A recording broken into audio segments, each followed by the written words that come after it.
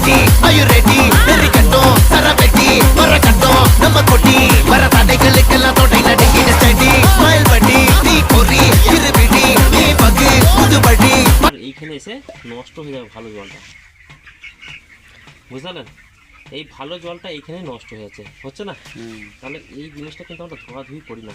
পাখির মধ্যে E. coli tendency আসবে, পাখির মধ্যে অনেক রকম প্রবলেম আসবে, তা আসার কারণ হচ্ছে আমরাই, ঠিক আছে? আমাদেরকে এইগুলো প্রত্যেকটা খুলে খেলে দেখতে হয় মাঝে মাঝে।